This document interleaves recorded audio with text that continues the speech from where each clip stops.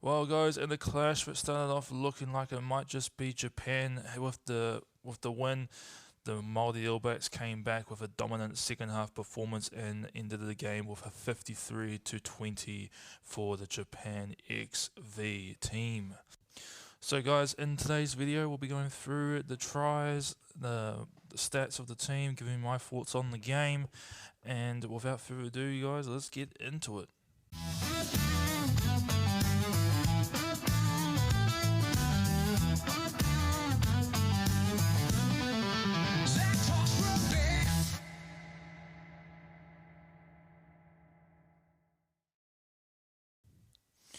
So right off the bat, guys, just some standout players throughout the game.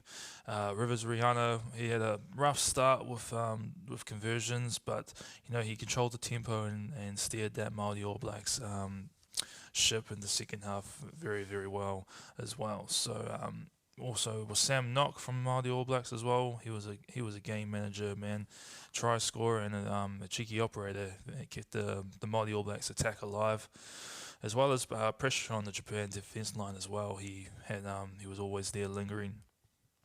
For the Japan team, my standout players was Sam Green.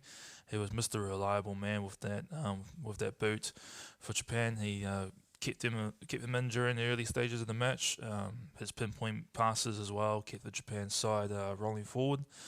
Also, Kazumoa Ueda as well had two slick, really good tries in the first half, and he was a constant threat on the wing as well. So those are my standout players for the match. But the opening 40 belonged to the Japan, man.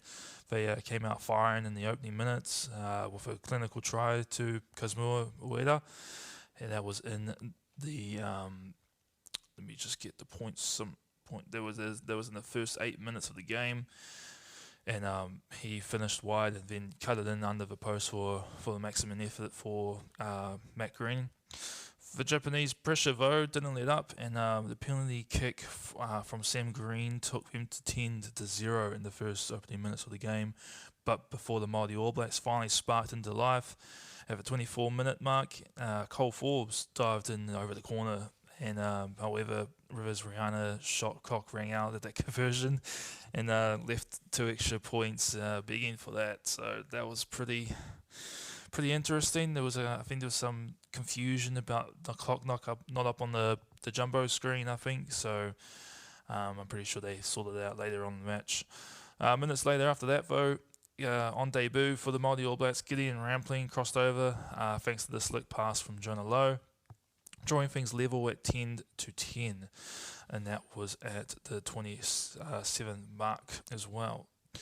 But Japan weren't done though, guys. Ueda came back once again for his second try at the 33-minute mark, stepping up yet again to give his side the edge.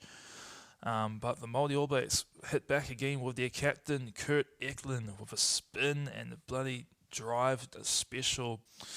But man, the misses from Rivers Rihanna continued, and he missed his third kick in a row, leaving the scores at 17-15 to the Japan at the halftime break.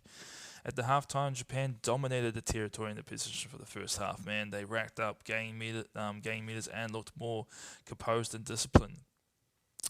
But the Maori All Blacks, man, they were on the back foot defensively in that first half.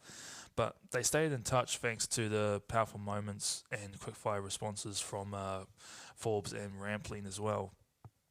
And also Kurt Eklund just before the break. Whatever the Maori All Blacks coach, man, said to them in the second half, it must have worked, because, man, they came out firing in the second half, guys. Right from the kickoff, Lachlan McQuannell rumbled over after a text-point counter ruck and by Isaiah Walker-Leawedi. And then Rihanna finally found his kicking boot and converted it to put the Māoris aside 22-17. Drama struck though, guys, shortly after that with a yellow card to the Japan's XV hooker, steaming from a shoulder-head contact and collision with a already dipping Maori All Black player due to already being currently tackled at the time.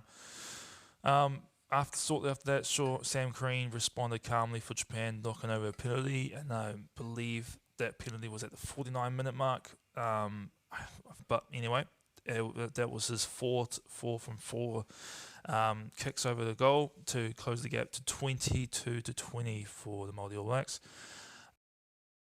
But from there, the Maori All Blacks flipped the switch and ran a riot, guys. Man, they Deshaun Sullivan dotted down over the try line at the 50-minute mark to make, and then Rihanna got the conversion as well, so that left it to 29-20. That's Sullivan's try, man. That was such a good try. It was some very fast and slick hands from Rihanna and Sam Nock as well to pass that ball out to him. And then Sam Nock came for a try himself and crashed over with a cheeky little dummy at the 60th minute mark. And then shortly after, a little bit after time after that, not really, almost 10 minutes after that, Jerome Brown for the Maori All Blacks crashed over for another try for the Maori All Blacks at the 65-minute mark. And we nearly had another highlight try reel, man, at the 68 minutes mark, but with Cole Forbes and Jonah Lowe combining off a chip and chase, it got brought back from the TMO that it was a forward pass from Walker Leawetty earlier in that sequence to scrub that off the scoreboard. But still, man, there was more to come because Kumara Papara, the replacement number 9 for Sam Nock, he spiraled over at the 72-minute mark. And then finally, to tip it all off, Caleb Trust iced the game with an 80-minute solo effort, man, dancing through the defence to cap it out to 53-20 to finish the job for the Maori All Blacks. So my final thoughts, guys, for the game, man. The first half, it was all Japan, man. They played extremely well. They put the Maori All Blacks under immense pressure in the first half. They did, they played very well. I thought they had a strong first half, even though Maori All Blacks did get one extra try for them in the first half, but the Japan just looked more composed when the Maori All Blacks just had a easy kind of like dotted in for those tries. But man, the second half came around and it was just all Maori All Blacks, man. They had just everything in that second half. They attacked, the fence from the Japan just fell off, man. It felt like they just ran off the side of a cliff. But my gosh, guys, that was such a cool game to watch. Man, they need to do more. They need to do more of these matches, and the Maori All Blacks need to get some more, matches throughout the season. But you guys, that's it. That's the game, man. Final score was 53-20. My bad. Sorry, guys. And yeah, what a great game that was. So to the stats, guys. So ending it off at the full time with 9 tries to the Maori All Blacks to the Japan's 2 tries. The Maori All Blacks gained 529 meters, and the Japan gained 332. But the carries for the Maori All Blacks were 125 carries to Japan's 109. The Maori All Blacks ended the game and with a really strong second half. Ended the game with 32 defenders beaten to Japan's 17. There was clean breaks of 12 to the Maori All Blacks to Japan's only 2 clean breaks, and that was the Kazumoa Ueda's clean breaks. The passes, 185 passes to the Maori All Blacks, only 174 to the Japan side.